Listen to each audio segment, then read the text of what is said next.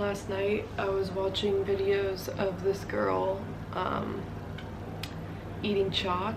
For some reason it just came up on my feed, and I'm not even gonna lie to you, this charcoal's looking pretty appetizing. I'm not gonna do it. So the plan is to draw on my canvas with charcoal, then do the underpainting. So let's get started.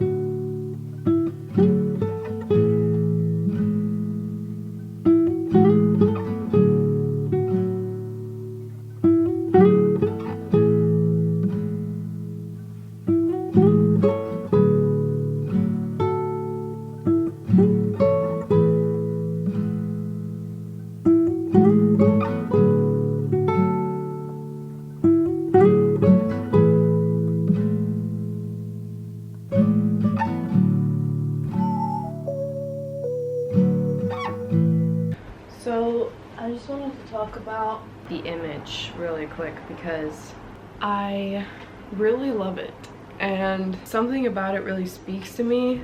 It's like she's looking off into the distance in a very cryptic, crazy way, and her hair is just shaggy and her body just looks like she's dissociated and like out of touch with reality. The reason why this image I think speaks to me is because she clearly has let her mind take over. If you know me and if you've been following this channel, you know that I think when someone loses their mind, it's not that they've lost their mind, it's that they've let their mind overtake their soul, who they really are in their heart. They've let their mind take over. This woman is very beautiful, not even like with her physical features, but you can just tell, you can see the energy of the person through the photo that just tells me that she has a good heart in there somewhere, you know? It kind of serves to me as almost like a warning in a way of what it can get to, what this type of beautiful person can become if they don't hurry up and calm down and wait. Hurry up and wait, you know, just be present, be themselves, and let go of the past and let go of the future and just really be in the present moment, and how high the stakes are if they don't. And I just think for some reason this image is just so beautiful to me, and it's because of that, and also just because of the girl. The subject is beautiful to me. I don't know what it is about her. It almost feels like I knew her in a past life, I guess. I also want to talk about how important it is, if you are using a reference photo, to love the photo that you're choosing, because I've put myself in a situation where like I didn't necessarily love the image that I was using, and it just made the painting so bad, and it's made the painting not resonate with me in a way that it could have if I had painted on the same day an image that I truly enjoyed. I just want to highlight the importance of taking your time finding an image, not feeling rushed to find it like the same day.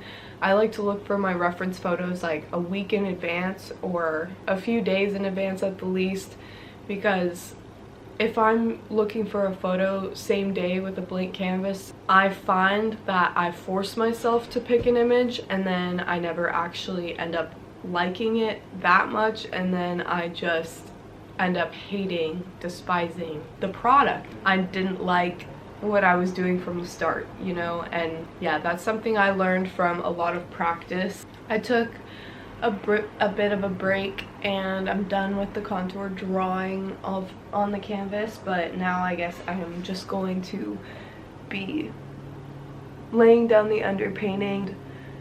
I've done so many paintings and it took me this long to like really sit down and figure out what is an underpainting and how to do it, but basically you just take a little bit of black oil paint. Since my image is going to be black and white, I'm going to use black, and I dilute it a lot with turpentine. Just let that wash be the underpainting. If it was too thick, then you couldn't really paint over it too easily. The reason I use charcoal too is because it dissolves. If you use pencil, you know, this is what held me back from doing an underpainting for so long, was because I like to have a sketch on the canvas, and when I used pencil it wouldn't dissolve, so I would see my pencil markings underneath the underpainting, and I just hated that. Like, it just didn't feel like an authentic underpainting if I saw the pencil still, and then it just like bothered me. But charcoal is wonderful because it dissolves. Let's get started. I'm procrastinating. If you've been on my channel for a while, you know I like to talk a lot in between steps because I like to procrastinate, and this feels like a productive way to be unproductive every single time. I need to get started. I do need to get started. I need to get started.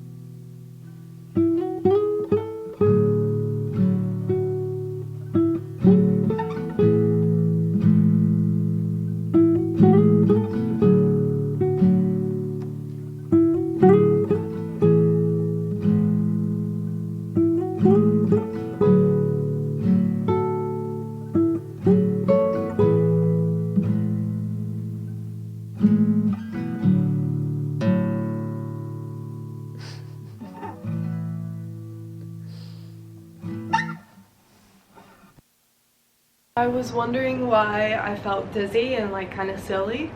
Like I was like running around and like being like dancing a lot, and I don't know, normally I'm like maybe dancing a little, but I was dancing a lot, and then I was like walking back and forth, and then I went on my phone and I was texting, and I felt like I was like out of body a little bit, and then I'm like, Jenna, close your turpentine tank, close your turpentine tank.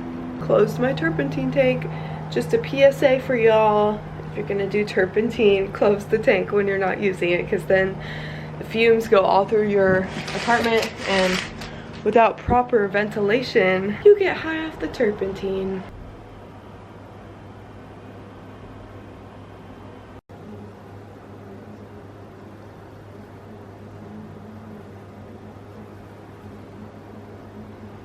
So something else that I learned recently is how to erase. So I don't actually want this big black part. I put that in the wrong spot. Dip my towel in turpentine.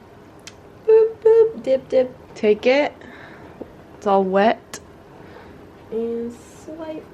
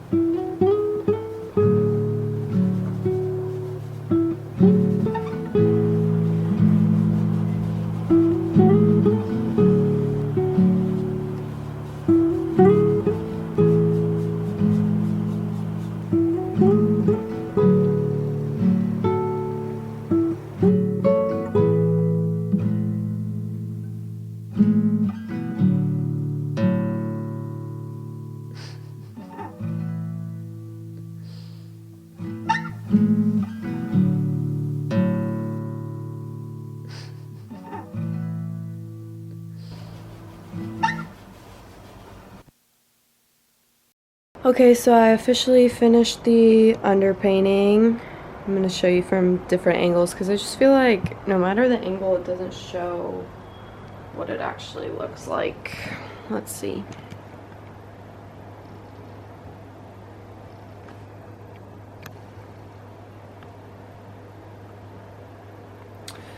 Yeah, and like with an underpainting, something I learned recently is that it doesn't actually matter how neat it is because you're gonna paint over it anyways. It's just for you while you're painting to be able to see each spot and like kind of like a guide for the shadows and highlights, but at the same time they're gonna get painted over, so if you made like an error and it's not perfectly accurate, that's okay.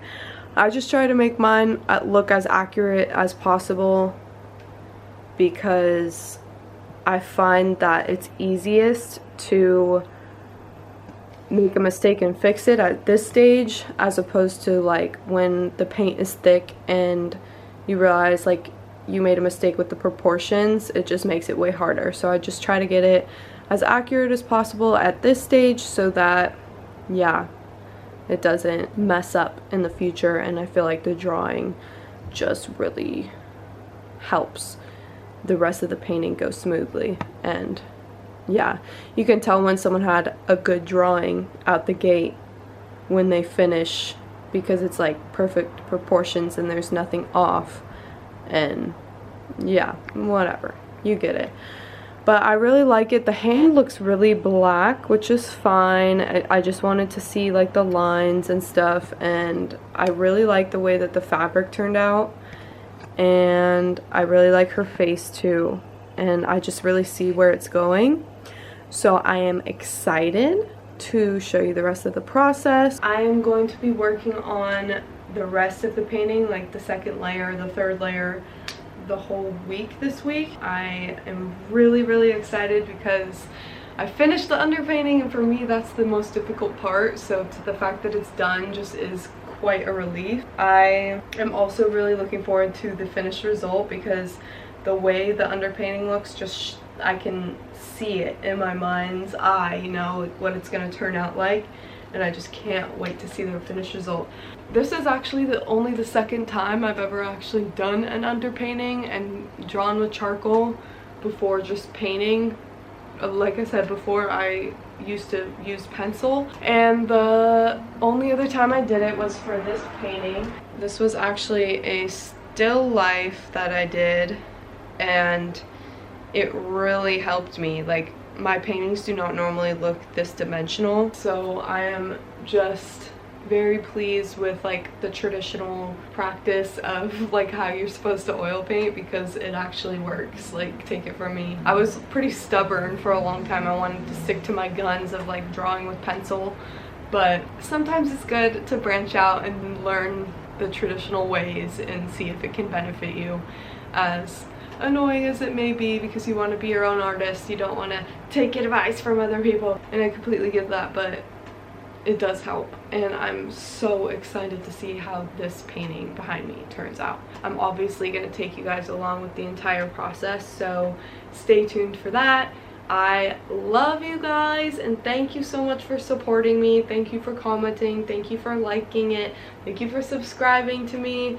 I love YouTube. I love being able to document my journey as an artist. It helps me so much to stay motivated and stay on my own path rather than relying on outside sources to motivate me, enhance my career or whatever. I just feel like I can do it alone in the comfort of my own room with my camera. And as an introverted person and someone who doesn't really like to like play the game in the outside world, it's just a really beautiful place for me to have an outlet, and I cannot thank you enough for watching, and I will see you next week.